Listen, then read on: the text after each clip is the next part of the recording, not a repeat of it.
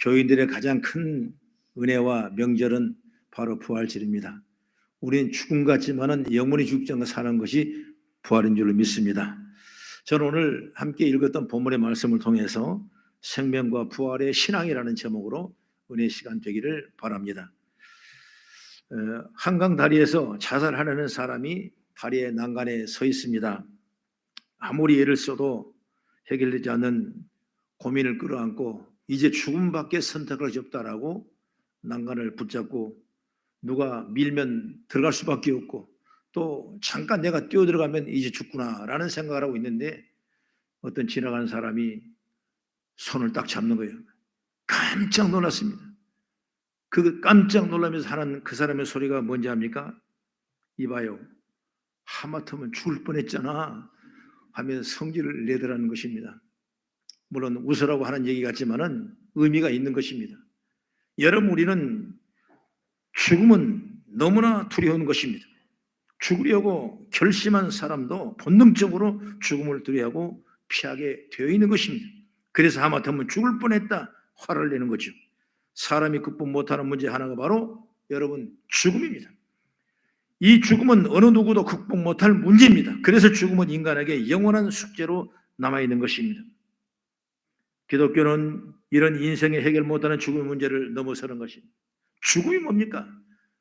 고린도서 15장 55절 56절의 말씀 보면 사망아 너희 승리가 어디느냐, 사망아 너희 쏘는 것이 어디느냐, 사망이 쏘는 것은 죄요 죄의 권능은 율법이라고 말씀하고 있는 것입니다. 여러분, 이 어떤 죽음도 해결할 수 없는데 우리 기독교에서는 이 죽음을 해결하고 영원한 생명의 부활로 연장되는 은혜의 축복을 얻게 된 줄로 믿습니다. 기독교는 인생에 해결 못하는 이 죽음의 문제를 넘어서는 것입니다. 여러분, 그것이 바로 부활입니다. 예수님께서 부활하셨다는 건 단순히 2000년에 있었던 그 하나의 사건만이 아니라 지금도 끊임없이 그 능력으로 모든 죄를 씻으시고 생명을 연장하고 영원한 부활의 생명으로 우리 삶을 주하게 될 줄로 믿으시기 바랍니다. 부활에 대해서 잘 이해하지 못하면 여전히 죽음을 두려워하고 죽음에 매는 자들이지만 부활에 대해 제대로 얘기만 한다면 그 생명의 기쁨으로 어떤 두려움과 도전도 이겨낼 수 있는 것입니다. 그렇기 때문에 그리스도의 부활이 우리에게 생명이 된 줄로 저는 믿습니다. 이 시간에 생명의 부활에 대한 우리의 생각을 몇 가지로 정리하면서 부활의 힘을 얻고 은혜가 충만한 우리 성도가 다 되어지기를 주의 이름으로 축원합니다. 첫째로 생명의 존엄함을 생각해보자 그 말이에요. 생명의 존엄함. 여러분, 모든 게 다 생명이 있습니다. 그러나 인간의 생명은 존귀한 것입니다. 인간의 생명은 존엄한 겁니다. 요즘에 사람들이 입에서 나오는 말을 보면 좋은 말이 없어요. 말 속에 화가 섞여 있고 또 분이 섞어져 있는 것입니다. 사회뿐만 아닙니다. 요즘 선거질 때서 더욱 적극적인 독설과 비방과 미혹연화가 난무하는 것입니다. 문제는 여러분, 목회자나 성도들에게도 같은 모습이 나타나고 있다는 것입니다.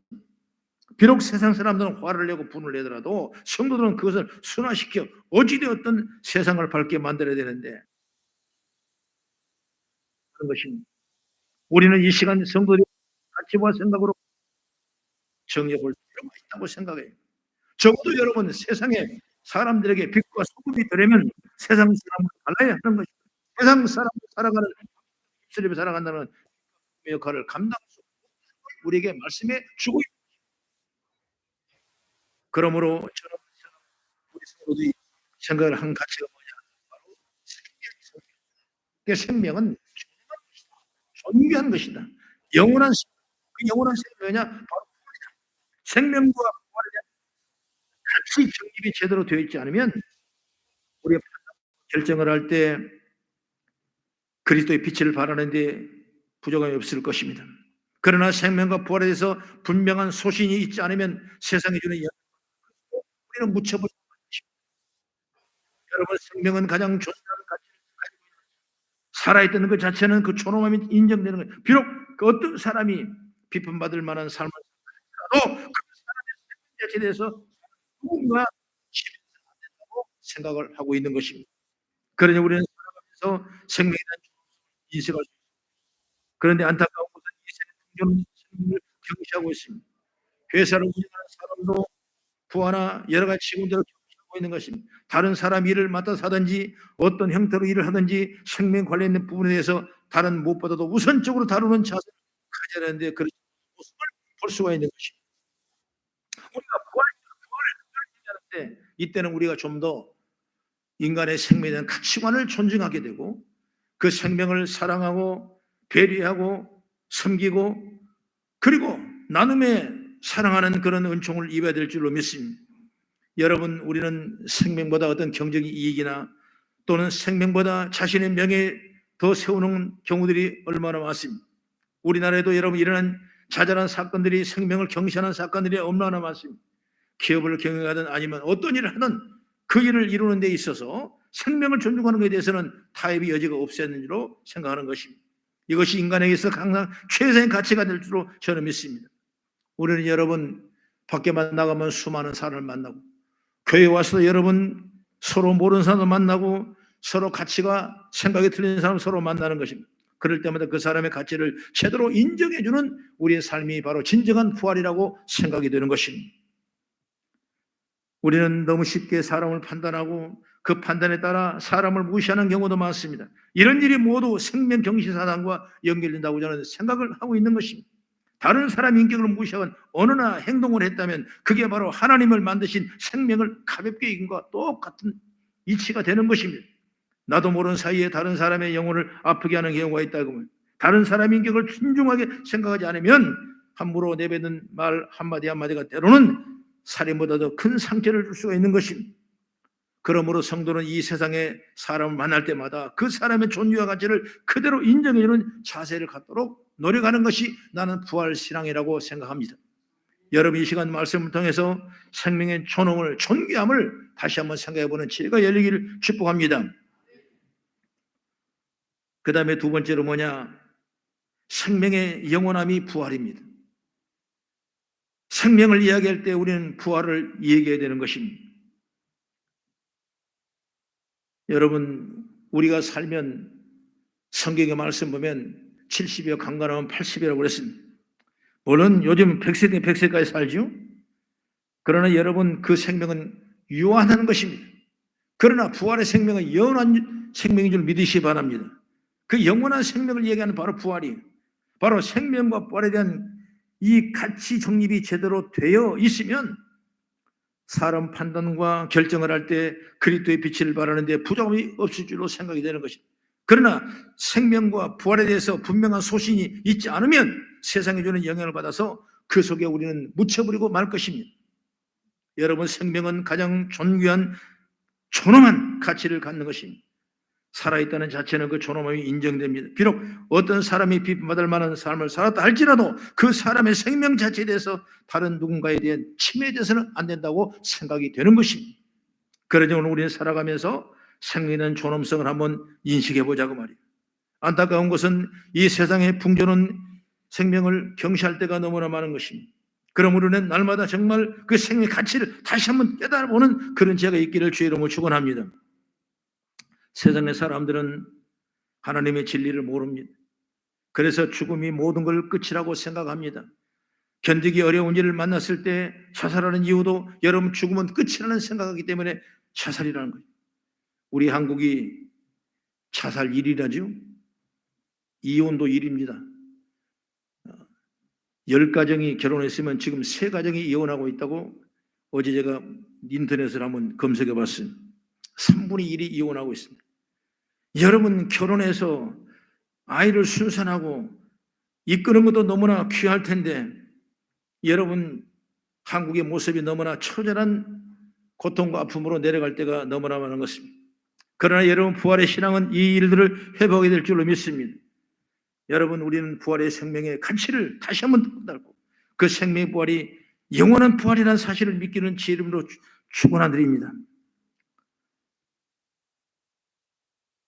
성경은 죽음 위에도 그 다음에 이어지는 세계가 있음을 성경은 말씀하고 있는 것입니다. 예수님께서는 요한복음 5장 28절 29절의 말씀 우리 한번 같이 보면 같이 읽겠습니다. 시작. 이를 놀랍게 여기지 말라. 무덤 속에 있는 자가 다 그의 음성을 들을 때가 오나니 선한 일을 행하는 자는 생명의 부활로, 악한 일을 행하는 자는 심판의 부활로 나오리라. 아멘. 생명의 부활, 심판, 사망의 부활, 이렇게 두 가지로 분명히 정리를 했죠. 죽음은 끝이 아니라는 부활이 있는데 그 부활은 두 가지가 방향에 설정되어 있는데 하나는 생명의 방향이고 다른 하나는 사망의 방향으로 나누게 되는 것입니다. 생명의 부활은 영원토록 하나님 앞에 서는 걸 의미하고 하나님을 높이고 하나님을 찬양하고 그러면서 하나님의 영광스러움을 마음껏 만끽하며 사는 세상이 생명의 부활인 줄 믿으시 바랍니다. 우리 자신에 대해서도 영광스러운 예수님을 닮아서 온전한 존재가 되어 있는 세상이, 이것을 고린도 서신에서는 영광스럽게 된 육체라고 말씀하고 있는 것입니다.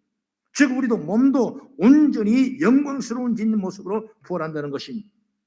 그러나 여러분, 사망의 부활은 반대된 것입니다. 영원토록 죄에 대한 형벌을 받습니다. 지옥에서 영원토록 형벌을 받는 게 바로 사망의 부활인 줄로 믿습니다. 이 두 개는 영원토록 가는 세상이에요. 죽음은 끝이 아니라 그 다음부터 두 갈래로 나눠지는 것입니다. 하나는 생명의 부활이냐 아니면 사망의 부활이냐, 영원토록 주의 영광을 올리는 생활이냐 아니면 그 죄값을 받고 지옥에 떨어지는 그 영혼이냐. 세상은 뭐 우리가 잠깐 지나가는 나그네 생이 지나지 않습니다. 눈 깜빡하면 여러분 지나가는 거예요. 어느새 60, 어느새 70, 어느새 80, 어느새 90, 여러분 우리가 깜짝 못난 시간에 바로 지나가는 것입니다. 그 시간을 우리가 나그네 세상이라고 말할 수 있어요. 여러분, 이 시대에 우리가 살아갑니다. 각자 나름대로 시간이 다 있습니다. 어떤 사람은 이만큼 앞으로 살 것이고 어떤 사람은 저만큼 살 것이고 어떤 사람은 더 많이 살 것이고 여러분 그건 몰라요. 나을 때는 순서가 있지만 여러분 우리 생명이 죽을 때는 순서가 없이 죽는 것입니다. 그렇기 때문에 그 살아가는 그 나그네 생명을 우리가 어떻게 살 것이냐, 예수 잘 믿어야 되는 줄로 믿습니다. 여러분은 영원한 부활, 사망의 부활이 아니라 생명의 부활이 준비되었냐고요. 그럼 이 생명의 부활을 어떻게 준비할까요? 바로 예수 그리스도의 십자가를 바로 우리의 생명의 부활로 가는 길인 줄 믿습니다. 오늘 본문의 말씀 보면 나는 생명의 부활이니 나를 믿는 자는 죽어도 살겠고 무릇 살아서 믿는 자는 영원히 죽지 아니라고 말씀했어요. 이런 생명의 부활은 오직 예수님을 믿음으로만 얻은 줄 믿으시기 바랍니다. 그러므로 여러분, 예수님께서 이 땅에 오셔서 십자가를 지신 것은 우리의 죄값을 치료하기 때문에 십자가를 지신 것입니다. 사망의 부활로 살아나서 영원토록 그 값을 치르는 것입니다. 지옥에서 저주와 진노로 형벌을 받게 바로 그 값인 것입니다. 그러나 우리가 이 땅에서 예수를 만나고 예수를 믿으면 여러분 이 얘기는 달라지는 것입니다. 하나님께 우리의 모든 죄값을 예수님이 치도록 하셨어요. 그게 바로 십자가 능력인 줄 믿습니다. 사람은 그걸 믿지를 못해요. 죽어도 안 믿습니다. 십자가의 도가 멸망하는 자에게는 그의 큰 죄로 생각했던 것입니다. 그러나 하나님 믿는 자들은 그게 믿음의 능력인 줄 믿으시 바랍니다. 여러분 얼마나 감사해요. 예수만 믿기만 하면 나의 죄값을 치러주시니까 얼마나 감사합니다. 그래서 비록 부족한 성품이 남아있을지라도 몰라도 하나님께 값을 주고 사신 바 되었기 때문에 하나님 자녀가 된 것입니다. 그리고 영원한 삶을 생명의 부활로 이뤄진 지혜가 열리게 될 줄로 믿습니다. 저는 개인적으로 보면 저희 할머니는 반보살이에요. 보살. 그런데 나를 그렇게 좋아하고 이뻐했어요.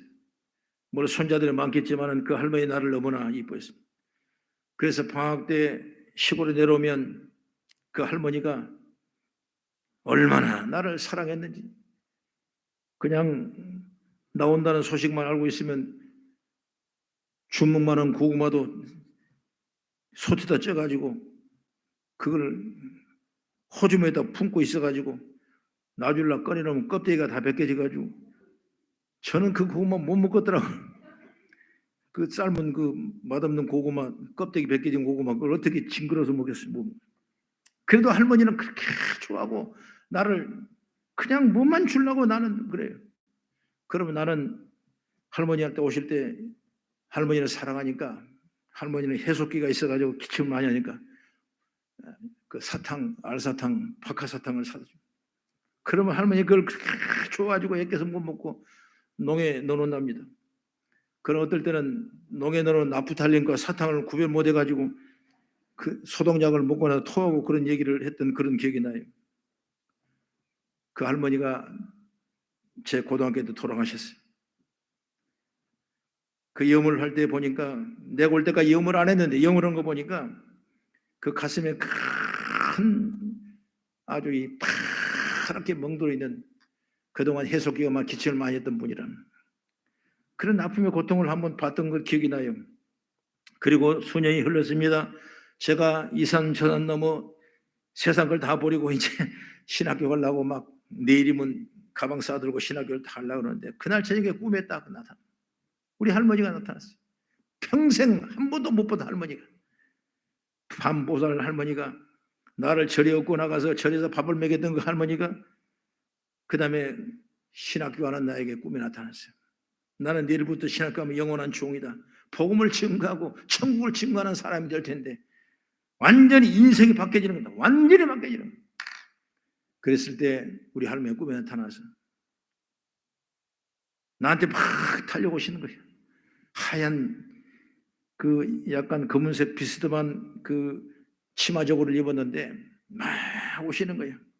내가 꿈에 할머니를 보니까 얼마나 반갑습니까? 할머니 또 내가 날아갔더니 그 할머니 눈초리가 얼마나 매섭게 나를 째려보는지 쫙 보면서 다시 가버리는 거예요. 아니 나는 할머니가 죽은데 그리고 막 뛰어갔더니 할머니 따라가 봤더니 할머니 어디로 가냐? 그 큰 구름탱이 같은 불기둥 용하며 솟은 그 속에 쏙 내려가버려. 그래서 뭔가 아우성이 뭔지 모르게 아우성을 치고 가버려.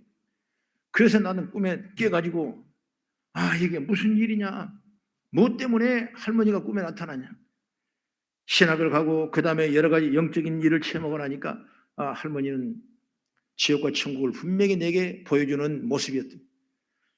왜 할머니 지옥을 내게 먼저 보여줬을까? 얼마나 이 길이 어려운 길이고 힘든 길이고 저주의 길이고 절망이고 싸움이 이런 걸 내게 먼저 보여주는 것입니다. 제가 사업할 때마다 이 사업 안 되면 저 사업하고 저 사업 안 되면 이 사업하고 인내심이 없이 저는 금방 막 버티는 사람이 있어요. 막 바꿔버리는 사람이 있어요. 그런데 오늘 이 복음을 전하고 신학을 하고 이 문제는 생각할 때마다 여러분 내게 어떤 고통과 어떤 어려움이 오더라도 부활의 영광이 반드시 있지. 천국과 지옥이 있지. 나는 복음을 증거할 사람이야. 구원을 시켜야 될 사람이야. 많은 사람 예수 앞에 전도자로 이끌어갈 사람이야. 그런 생각을 끊임없이 할 수 있는 그런 기회가 된 줄 믿으시기 바랍니다. 여러분 부활신앙을 가지십시오. 부활신앙은 여러분 전도하는 신앙입니다. 부활신앙은 사람을 구원하는 신앙입니다. 부활신앙은 사람을 좋은 데로 인도하는 하나님인 줄 믿으시기 바랍니다. 그것이 바로 생명은 영원함의 부활이기 때문에 오늘 그런 믿음을 저와 여러분 갖는 제가 열리기를 주의 이름으로 축원합니다. 오늘은 부활절입니다. 여러분은 생명의 부활을 준비되셨습니까? 우리가 이 세상에 목숨이 붙어있는 이유는 영원한 생명을 준비하는 기회입니다. 이 기회는 영원토록 있는 것이 아닌 것입니다. 지금만이 기회입니다. 우리는 보통 내가 적어도 80, 90살까지는 살 거라고 생각합니다. 그래 지금 믿지 않아도 앞으로 기회는 얼마든지 있을 거라고 여러분 착각합니다. 그런데 사람은 언제 죽을지 모르는 것입니다. 내 의지와는 상관없이 사고만 날 수도 있고 질병이 만날 수도 있고 어려움이 만날 수 있는 것입니다. 우리는 지금 건강에 살더라도 생명의 주이신 하나님께 부르시면 그 미래를 내려놓고 가야 되는 것입니다. 먼저 태어났다고 해서 먼저 죽은 것이 아닌 것입니다. 그러니 앞으로 기회가 많을 거라고 생각은 안 됩니다. 일들을 이루는 것에 대해서 그렇게 생각은 안 되는 것입니다. 이번에 못하면 너무 좌절하거나 실망하지 않고 다음에 또 하면 된다 이런 생각 바람직하지 않는 것입니다. 부활의 생명을 얻는 것은 다릅니다. 그것은 기회를 미루는 것이 아닌 것입니다.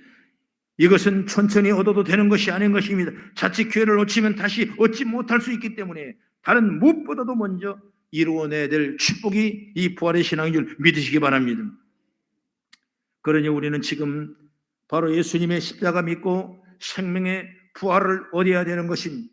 예수님의 십자가의 보혈을 믿으면 지금 당장 새로운 존재가 거듭나는 것입니다. 그리고 그 사람은 죽어도 오늘 말씀대로 다시 살아납니다. 영원한 생명의 부활로 살아나게 될 줄 믿습니다. 죽기 전에 예수를 맞이하면 그 순간 영광스럽게 변화하여 부활에 참여하는 자가 될 줄로 믿습니다. 바로 중요한 것은 지금 믿음을 가질 기회를 놓치지 말아야 되는 것입니다. 지금 예수를 믿고 지금 구원받은 성도가 되기를 주의 이름으로 축원합니다. 마지막으로 세 번째, 이제는 부활의 삶을 여러분 살아야 될 줄로 믿습니다. 부활을 믿는 것으로 끝나면 안 되는 것입니다. 부활의 생명을 가진 사람은 이 세상에서 살 때 살아가는 자체가 여러분 달라지는 것입니다. 생명을 가졌기 때문에 세상 사람과 전혀 다른 삶의 자세를 갖게 되는 것입니다. 그러면 어떤 삶의 자세가 필요한가? 첫째로, 부활 생명을 사는 사람은 결코 여러분 교만하지 않은 줄 믿습니다. 이 세상의 사람들은 뭔가 조금 이룬 게 있으면 바로 교만해집니다.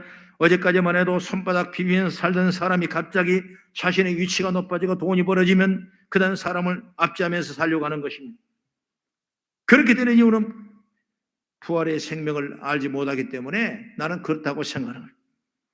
이 세상에 살아가는 건 잠깐이라는 걸 깨달으면 무엇을 이루었다고 해서 결코 교만해질 수가 없는 것입니다.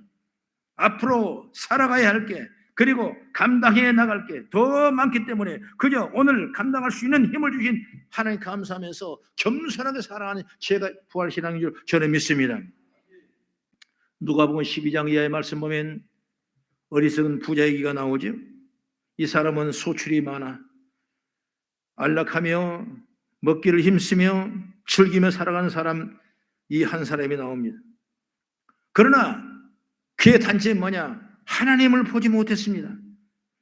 하나님의 주신 삶이 더 남았다는 걸 보지 못했습니다.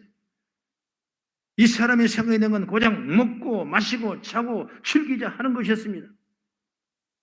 철저하게 자신을 이룬 걸 누리려 하는 삶에 사셨습니다. 예수님 말씀했습니다. 오늘 밤 그 생명을 하나님께 거두가시면 그 많은 것들을 어떻게 누리겠느냐고 물어봤던 것입니다. 어리석은 사람은 이 세상에서 무엇을 이뤘다 싶으면 교만해지는 것이 마치 세상을 다 얻은 것처럼 말입니다. 영원한 생명을 모르기 때문에 눈에 보이는 것만 따라가는 것입니다. 영원한 생명을 아는 사람, 예수님의 십자가를 믿고 부활의 생명을 얻은 사람은 그렇지 않습니다. 영원한 생명이 있다는 걸 알기 때문에 이런 것에 대하여 감사하면서도 경건함을 잃지 않고 겸손하게 또 겸손한 삶을 살아가게 된 줄 믿으시기 바랍니다. 그 부자 옆에 있던 나사로는 그 거지란 사람은 먹을 것이 없습니다. 먹고 싶습니다. 가진 것이 없습니다. 자기 몸을 긁어가면서 동냥을 하고 살아갔습니다. 그런데 죽어가니까 그 사람은 아브라함 품에 있었다. 다시 말하면 부활의 영원한 생명을 이어가는 사람이었던 것입니다. 오늘 우리가 세상에 많은 걸 가지고 있다 할지라도 부활의 생명이 없으면 아무 소용이 없는 것입니다. 그러나 비록 내가 힘들고 어렵고 고통스럽고 가난하고 아픔 속에 있다 할지라도 우리가 부활의 생명을 갖는 그 자는 영원한 생명을 이루어가는 큰 은혜의 축복, 아브라함의 복, 영원한 주의 품 안에서 주의 영광을 누리는 은총을 얻게 될 줄로 믿습니다. 그 다음에 두 번째로 부활의 생명을 가진 사람은 결코 낙담하지 않습니다.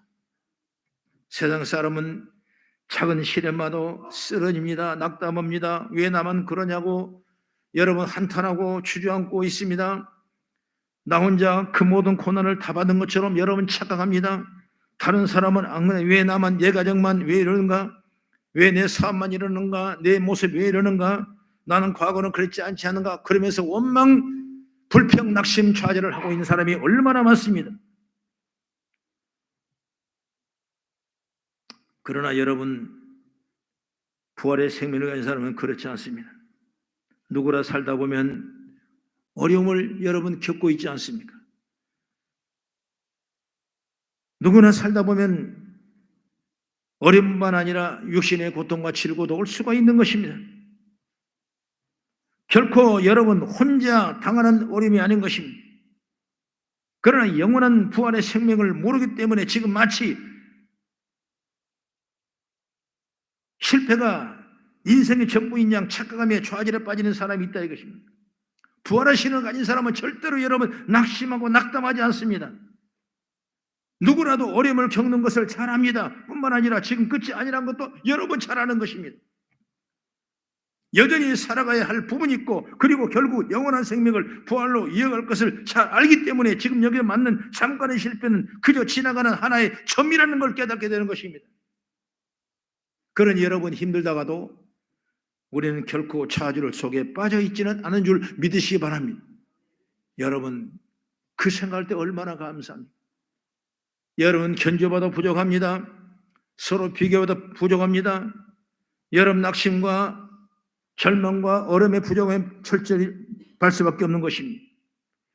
여러분 그러나 부활신을 가지면 낙담하지 아니하고, 여러분 나의 인생의 조그마한 문제 하나의 점이라는 걸 생각하게 되고, 더 미래의 큰 기상과 미래의 큰 소망 갖고 나가는 역사가 임하기를 주의 이름으로 축원합니다.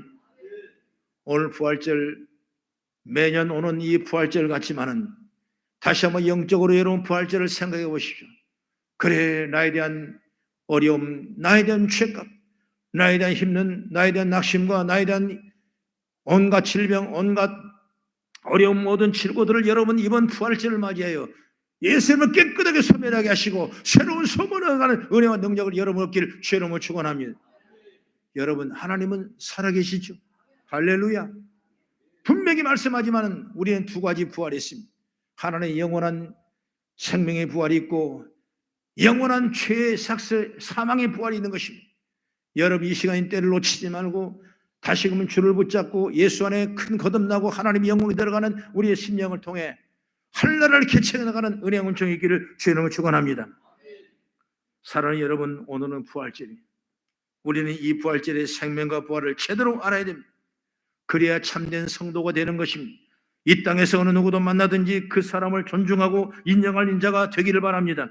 여기 하나 더 더하여 예수 그리스도의 믿음으로 생명의 부활을 얻는다는 걸 알아야 될 줄 믿습니다. 그리고 생명의 부활을 가진 자는 세상에 휩쓸리지 아니하고 항상 깨어있는 모습으로 하나님께 영광을 돌리며 되는 것입니다.